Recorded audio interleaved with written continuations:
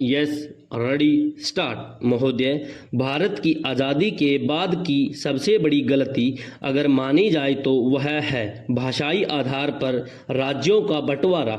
जो बीज उस वक्त बोया गया था, आज उसके फल दिखाई देने लगे हैं। भारत कभी भी एक देश नहीं था, वह कई देशों का एक समूह था। अंग्रेज आए तो उन्होंने अपनी प्रशासनिक ज़रूरतों को पूरा करने के लिए कई कदम उठाए। उन कदमों का एक नतीजा यह निकला कि भारत एक इकाई के रूप में सामने आया। लेकिन आज़ादी मिलते ही हिंदुस्तान की नई सरकार ने दूरदर्शिता से काम नहीं लिया और भाषाई आधार पर राज्यों का बंटवारा किया। बुनियादी गलती यह हुई कि जो पहले अलग मुल्क थे, राज्यों के बंटवारे ने करीब करीब वैसी ही हालत फिर पैदा कर दी। यही कारण है कि आज कई राज्य ऐसे दिखाई देते हैं जो बिल्कुल नियंत्रण में नहीं हैं। इसी बंटवारे का नतीजा है कि कई राज्य आर्थिक रूप से पिछड़े रह गए। दरअसल होना यह चाहिए था कि प्रशासनिक दृष्टि से राज्यों का गठन होता।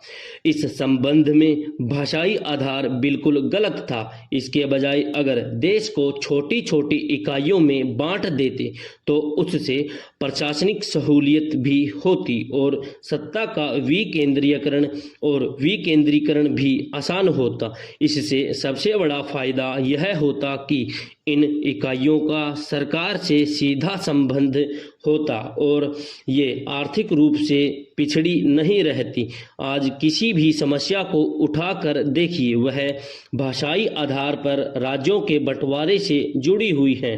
सारी अंतर्राज्यीय समस्याओं की जड़ में एक ही कारण नजर आता है।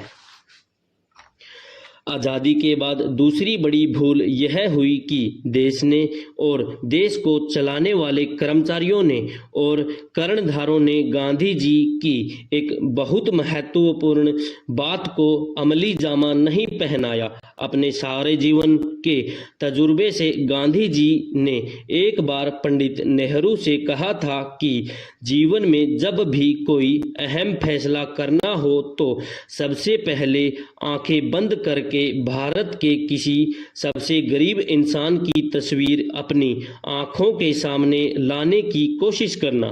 फिर अपने आप से पूछना कि जो निर्णय लिया जा रहा है उससे उस गरीब की आंखों में कोई चमक आएगी या नहीं, उसके होठों पर मुस्कुराहट आएगी या नहीं, और उसकी झोपड़ी में रोशनी होगी या नहीं। अगर लगे कि ऐसा होगा तो बेझिझक उस फैसले को लागू कर देना। लेकिन अगर लगे कि नहीं, ऐसा नहीं होगा, रोशनी पहले अमीर के महल में आएगी और फिर छन छन कर गरीब तक पहुंचेगी, तो फैसले पर अमल रोक देना। लेकिन यह दुर्भाग्य ही कहा जाएगा कि देश चलाने वाले इस सरल सी बात को भूल गए। आज वे बड़ी बड़ी बातें करते हैं, लोगों को 21वीं सदी में ले जाने के सुनहरी सपने दिखाए जा रहे हैं, लेकिन उस संत ने अपनी सरल भाषा में जो कहा था और जो आज भी सही है, उसे कोई याद नहीं रखता।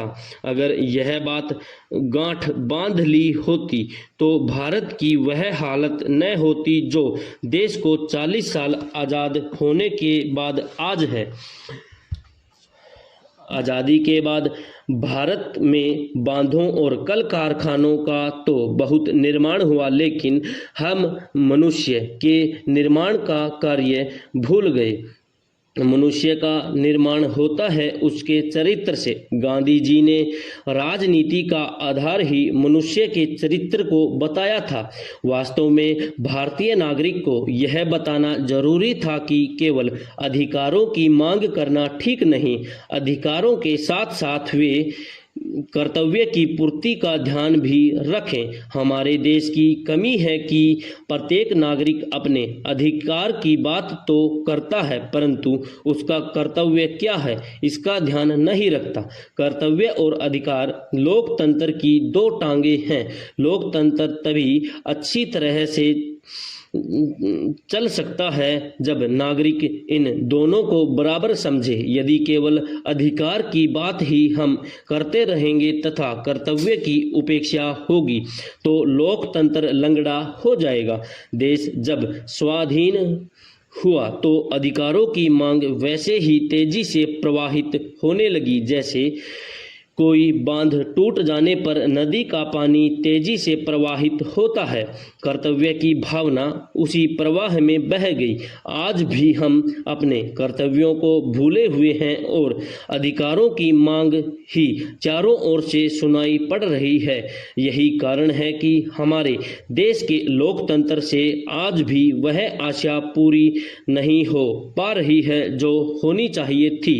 हमारे अंदर कर्तव्य की भावना तभी आएगी जब हमारा चारित्रिक निर्माण होगा। अतः अब भी समय है कि पंचवर्षीय योजनाओं के अधीन होने वाले निर्माण में मनुष्य के चरित्र निर्माण को प्राथमिकता दी जाए।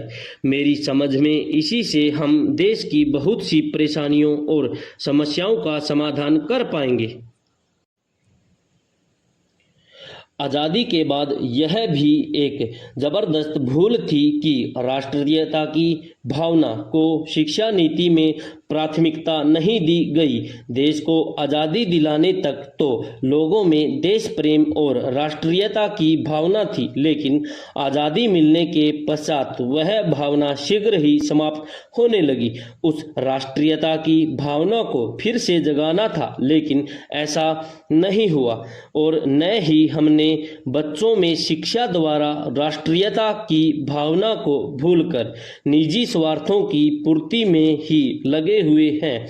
अतः देश की चहुमुखी उन्नति के लिए इसके प्रत्येक नागरिक को अपने स्वार्थों से ऊपर उठकर देश की भलाई का पहले ख्याल रखना होगा। विराम समाप्त।